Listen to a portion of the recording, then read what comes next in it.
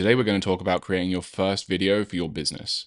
Now this can be outsourced or done internally, but this is more targeted towards marketers and business owners who are interested in leveraging video to help promote their business, their products and their services. So I want to talk about some of the things that I've learned over the last 11 years of running a professional video studio and working with some of the global brands that we've worked with. That are common mistakes that I see businesses make when transitioning to maybe traditional forms of marketing into video creation when it comes to promoting their business. These are some of the things that I've seen recurring and that would help you if you knew about them before going into it. So let's just jump into it. How to plan your first video for your business. The main thing that I see businesses do, and you'll be surprised of the size of businesses that you see make this initial mistake, is defining their business goals before actually moving in and moving along in the process of hiring a video agency or creating a video for their business. Defining the business goals is the most important step that you can make, because ultimately this is going to be your KPI that you tie things back to, and how you're going to measure the success of the investment into creating said video. Ultimately, you could easily describe this goal as being create more sales or generate more revenue, whatever you want to make, generate more leads. This is quite an easy kind of generalization that you can make to creating a video asset. And this is the mistake that some businesses make, is that a single video is part of a broader marketing strategy. It's not going to necessarily have a direct correlation to sales every single time. There are different steps of the funnel that require different types of nurturing and different types of approaches when it comes to creating a video. And sales is not always the one. Ultimately, you want the cohesive and the entire marketing funnel and strategy to ultimately generate revenue for your business. That is the ultimate goal. But a single video doesn't necessarily always have a direct tie to a sale. And it definitely doesn't have an easy way to track or attribute sales to a click or a video view. This is one of the things that me as a video production studio owner has struggled with over the years, is that we don't necessarily have an agency side or a distribution side to our business where we can actually track on the back end video views and sales and attributions to any video that we create. We send off the video files to our clients, and then they use them to distribute to their audience, to their email list, to put on their YouTube channels or on TV. We don't have direct line of sight into measuring the success of said video. And as a business owner, this obviously becomes an issue, because we would like to have access to that data to be able to market and showcase the success that the content that we create has generated for our clients. But this is one thing that is kind of said over and over again in conversations with the marketing leaders, is that, you know, this may not be a sales generating video, but it could be a brand awareness video. It could generate more follows. It could generate more awareness of who we are and connect to an audience that they maybe don't have access to at the moment.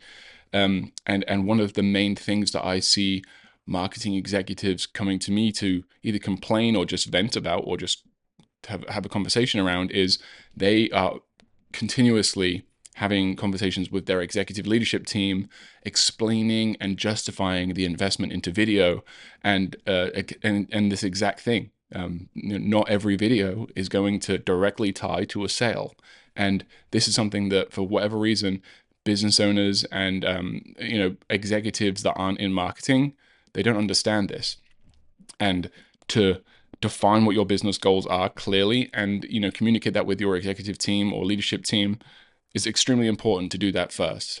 And it also sets the standards for the fact that this video may not necessarily be, may not be able to tie every view to a sale, but get ahead of that conversation. If you're going to approach this in your business or for your business, get ahead of that conversation and communicate this video serves a specific purpose. And knowing that going in, everyone's going to be a little bit more happy and understand the actual goals and the business goals for any given video. So moving on to the next point. Extremely, extremely important. Not every video needs to have an exorbitant amount of money invested into it. The beauty of videos is that we have access to them now. In 2025, video is more accessible than it's ever been, and tomorrow it will be even more accessible than today. So establishing a budget and having the conversation and kind of setting the expectation around what you're going to invest into this first video for your business is extremely important. Not only is it going to allow you to forecast what your expenses are going to be, it also helps you communicate with the type of agency or studio or individual, or whether you're going to take it internally. All of these questions get answered based on the budget that you have to spend. And so establishing that as early as possible is an extremely important part of the process. 50% of the calls that we receive and the conversations that I have with businesses, the business is either one, unwilling, or two, hasn't already set a budget that they're willing to share with us. And it makes our life so much harder as a production company, because ultimately, like, we do pride ourselves in being extremely flexible, and we're able to adapt our services to many different budget ranges. We've worked in the past on projects as, $5,000 to $10,000, but we've also worked on $1 million projects. So there's not really a standardized way of approaching a project. If you have more budget, most of the time you're going to get a higher production value for that budget. And then the question then becomes, do I need a higher production value for this project, or can we manage to get what we need of that within the budget range that we have, and maybe a slightly lower production value? A lot of the times, yes, that is in fact true. You don't necessarily need to invest that amount of money, but it could make your life easier. It can make things move faster, and it can produce a higher quality product if you do have that extra budget in mind. The key thing is, don't waste professionals' time by not establishing a budget early. For example, if you have a $30,000 budget for a given project, you should let every agency, production studio, or individual know that that is, in fact, the budget that you have, because it's going to provide you with a lot of data in the information that you get back. If you have 5 proposals sent back from an agency, all based around a $30,000 budget, you will then be able to determine which production company or agency is going to give you the best bang for your buck based on the deliverables and the approach that they're going to take for your project. Whereas if you give them no budget range to work with, and you tell them, just send us a quote on what you think this will be, you're going to get prices all over the place. And this is not only going to confuse you, because you're going to have different prices, different scopes of work, different sizes of crew, different deliverables, but it's also going to not give you any information on where your price point should actually be. So define it as soon as you can. Make sure that that is set in stone and agreed upon for your internal team, and then pass that on to the different parties. Another bonus of establishing a budget earlier is really going to determine whether or not you can actually go to an agency. If you determine that you have $1,000 to do a video, an agency is probably not going to take that on. We wouldn't even entertain that conversation. As soon as we found out that was the budget, we would tell them to maybe go and find a single freelancer or a family member, even at that price point, that can do something, that knows how to work a camera. But it wouldn't be a good fit for our studio. And that makes our time a lot more efficient if we can have those conversations up front, and we don't waste the client's time on a phone call that may last 30 minutes to an hour for a discovery. And then we talk about budget right at the end, and they divulge that. Or even worse, we go through the whole proposal building process, waste hours and hours of time building a proposal, only to find out that their budget was 1/10 or 100th of what we anticipated would be. This just helps streamline the entire process. So I will always preach of establishing and sharing budgets as soon as humanly possible in this conversation, to just communicate and make sure everyone's on the same page. Now, I know I waffled a bit on that, but that's a really important point for me. And my final point before moving forward, we're not going to talk about the tactical stuff and the actual production and like the how to approach a shoot day. We're going to talk about everything that happens before that today. Consult with professionals. Now, having a phone call with an agency doesn't necessarily mean that you're going to absolutely need a proposal at the end of it. A discovery call is called a discovery call for a lot of reasons, and a discovery call can definitely help you understand what you're looking for.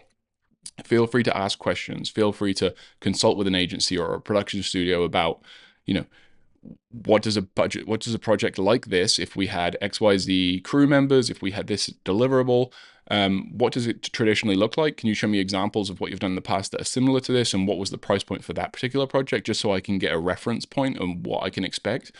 At that point, it's good, because they don't necessarily have to do a lot of work. They can send links and examples, so you get an understanding of what you can expect for any given price point for said studio or said agency, and it just helps everyone get on the same page. I think of it like going to the barbers or a hair salon. 9 times out of 10, the barber or the hairdresser will appreciate you bringing an image on your phone to say, hey, I like this. What do you think? Would it be a good fit for me? It's the same sort of thing here. Bring an example. I love reference images. I love reference videos, because it helps me get inside the client's head on what they like, the style that they like, and whether or not it would work for their company. So bring references to the table is my point here. And consulting with professionals. So I am big on, if you're a very small business and you're just getting started in video, I think one of the ways that you can get an unfair advantage is to tap into the freelancer market directly. And there's one position that I would recommend talking to over any other. Find a good producer. If you can find a good producer who is fully freelance and experienced, you can hire them on a daily basis for a reasonably low rate versus going to an agency.